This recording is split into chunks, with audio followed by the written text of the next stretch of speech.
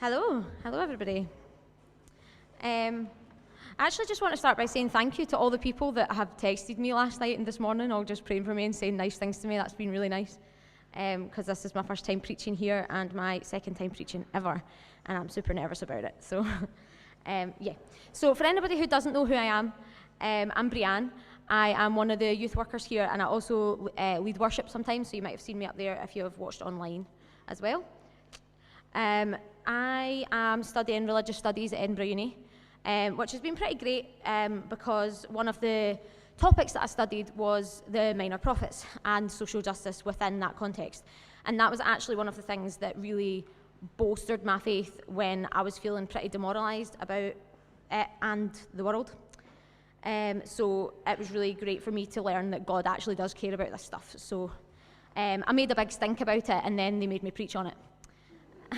Essentially. So yeah, as Andy mentioned, there's 12 minor prophets.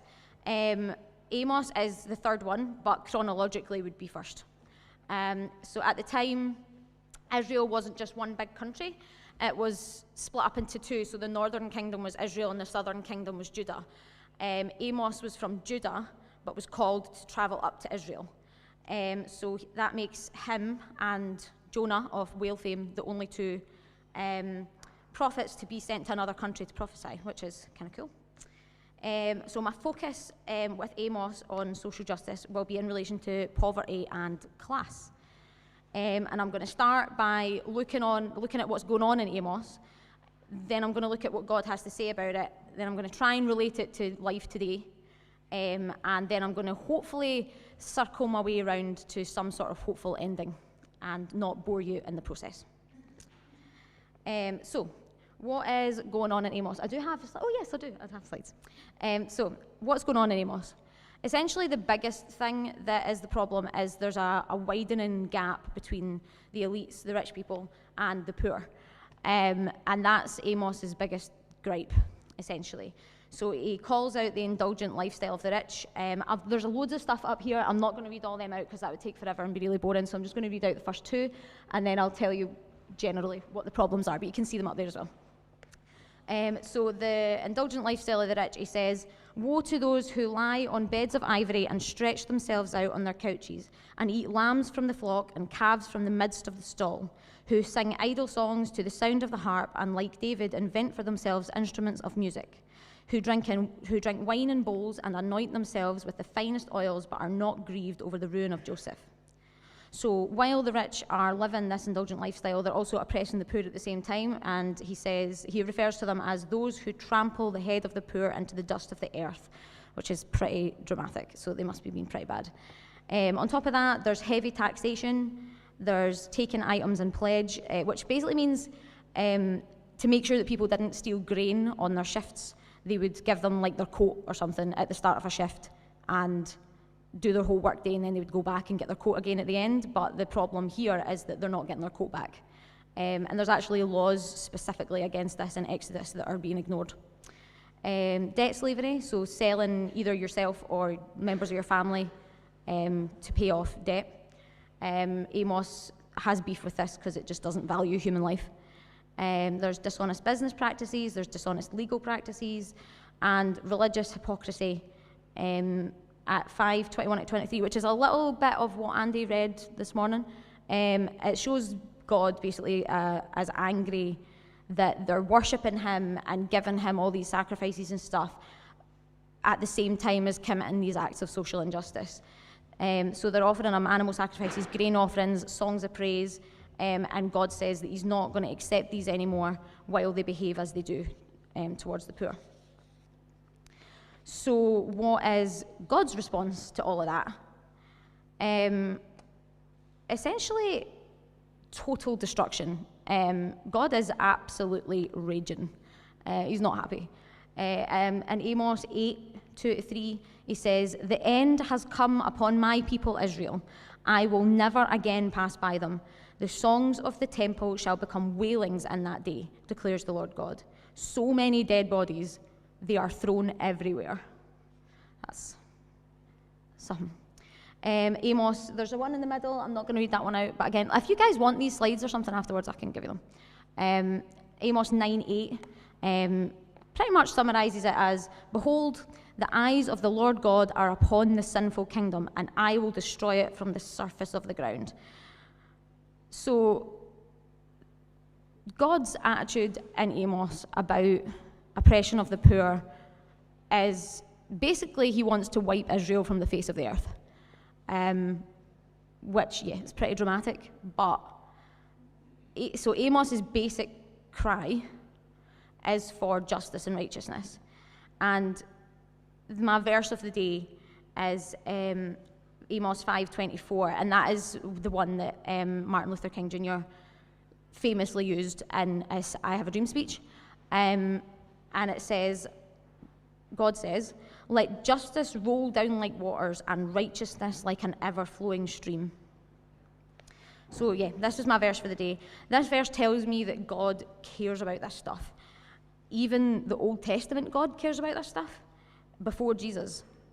I find that pretty important because I think it's really easy for us to find in the New Testament, we can find Jesus caring about poor people, and we can find Jesus doing lots of cool stuff, and then it becomes really hard to equate Jesus as being the same dude as the guy in the Old Testament that's like destroying things and being quite violent a lot in the Old Testament. I find it really hard to see God as being the same God as in the Old Testament and New Testament. But then I read the minor prophets, and it is just like every one of them is about social justice. So it gives me hope that my God does not encourage the oppression of people, even if his church sometimes does. And actually, he condemns it so much that his response in Amos is destruction. And when I first read these and studied this, that was something I really needed to hear and really needed to know. So this is a bit where I'm going to try and relate it to today. What does poverty look like now? I think we hear the word poverty now, and we just think about people who don't have enough money. And that's obviously still a really prominent aspect of poverty, and it's absolutely real. I personally frequently find myself with not enough money to live on. I'm currently a student, but also before that, I worked a full-time, high-pressure job that only paid me 10 grand a year. In 2020, I became so poor that the church actually paid a month of my rent for me, and one of my friends sent me a Tesco gift card because I couldn't afford food. But also, I'm someone who grew up poor. I've basically been poor my whole life. And do you know that stereotype of like when you go into someone's house and they can't even afford carpets and they've just got floorboards? That was me. That's how I grew up. Sorry, Mum. So as someone who grew up poor, I'm going to share some other aspects of poverty that people might not realise are a thing. So I'm going to look at my high school friend group. There were 6 of us who grew up poor, and this is some stats from that. 2 out of 6 of us lived at home with both parents. 4 out of 6 of us lived at home with one or more drug or alcohol dependent parent. 3 out of 6 of us lived in an abusive home.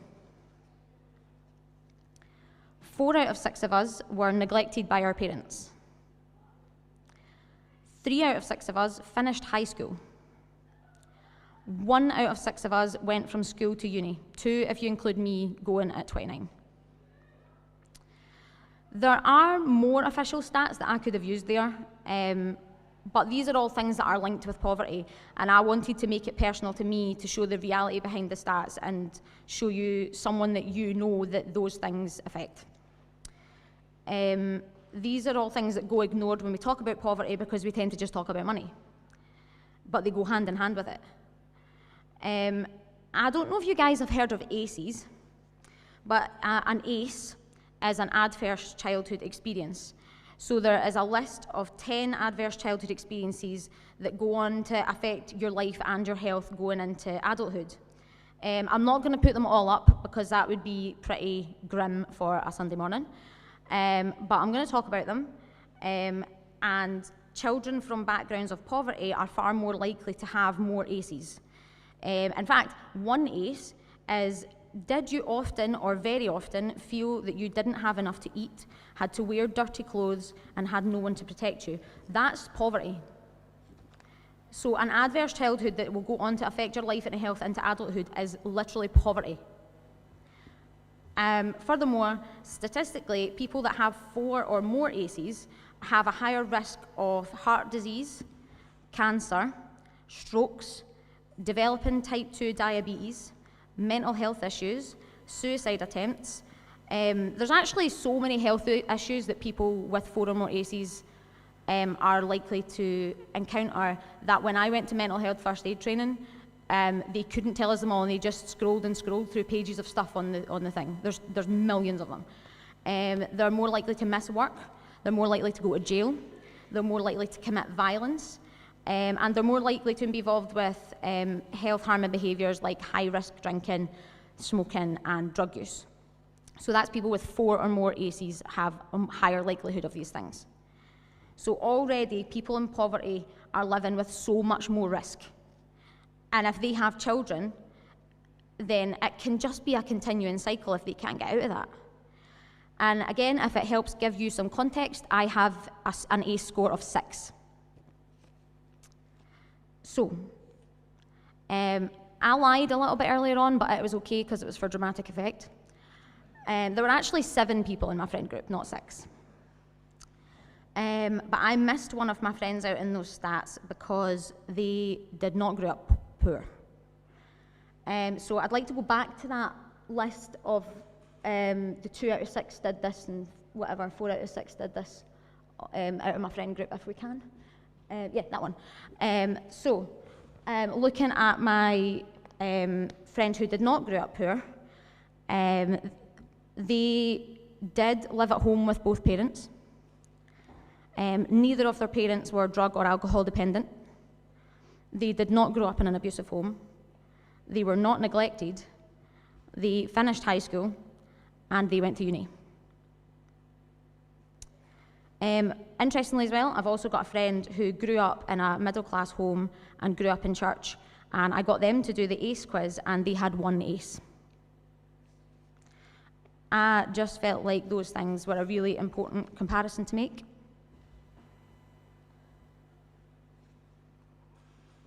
So, these are all things that God cares about. And I would love His church to care about them. And if these issues persist, they just lead to more and more destruction. So if I was Amos, what would I have to say about it? What would I want to say about this if I was Amos? What can we do? So the first obvious thing that we can do is donate money to organisations that help in these areas. Close to home for us, we have things like the New Well and we have LYPP who are involved in community work and they do really cool things. And I'm totally going to put Heather Regani on the spot and say that if you were to ask her, she's like the New Well queen. I'm sure she would be able to list off a bunch of other local organisations that you could donate to if that was what you want to do. That's really helpful. But also, I think something that doesn't get acknowledged as being as important as donating money, but could be equally so, if not more important, is donating your time. This can be in a sort of official capacity, but it doesn't have to be. I'm aware that loads of you guys listening today are probably feeling like you're at absolute max capacity. There's nothing more you can physically do. And if that's you, I totally get it. I'm there. I've been there. I understand that. But also, there is such value in being in proximity to poverty or any of these issues that help you understand these things on a deeper level that you will not get if you're not in proximity to it. You can't get that by throwing money at things. You might have looked at me and my friend moving out of our mum's houses at 18, 19 years old with no money, 1 part-time job between us and having to live on cereal as completely irresponsible. But if you were in that with us, you would have seen the homes that we were getting out of. You would have seen all the other situations that surrounded that. It's important. Another thing that time-wise, in the time section, doesn't seem like much, but it is dinner. I didn't want to tell this story, so I'm going to shout out Andy for convincing me that it was important. Andy Clark, everyone, that's who convinced me this story was a good one. So my old church was really into eating together, and that was something that was really, really valuable to me. When I first went along, I knew immediately where 2 meals of my week were going to come from because they came from church.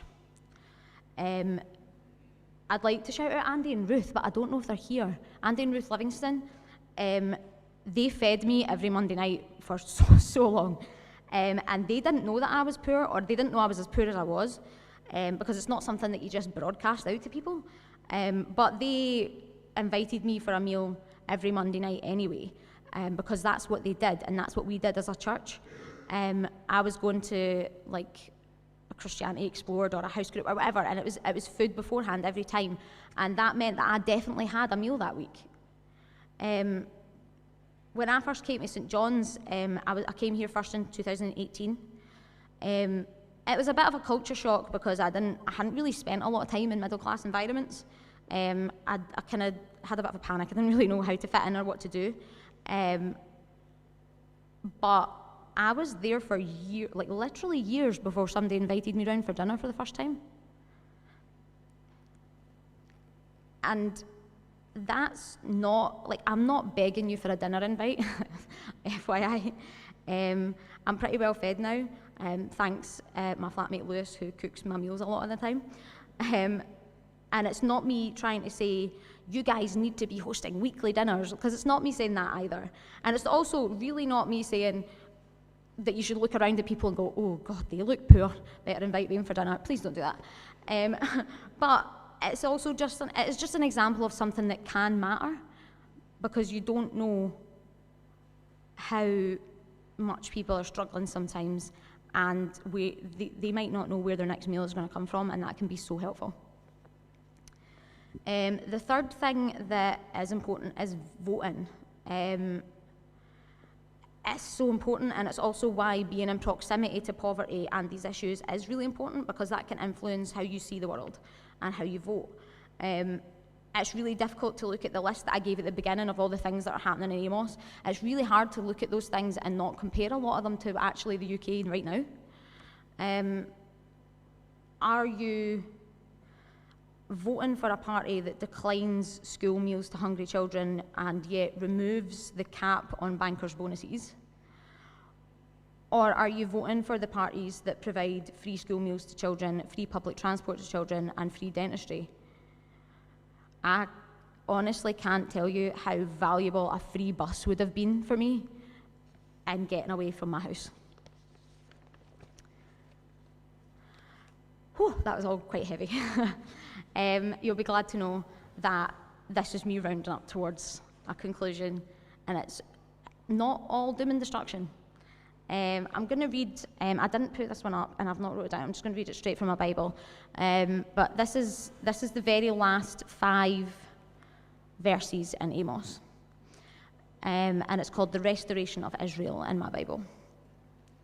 And it says, "In that day I will raise up the booth of David that has fallen and repair its breaches, and raise up its ruins and rebuild it as in the days of old, that they may possess the remnant of Edom and all the nations who are called by my name, declares the Lord who does this.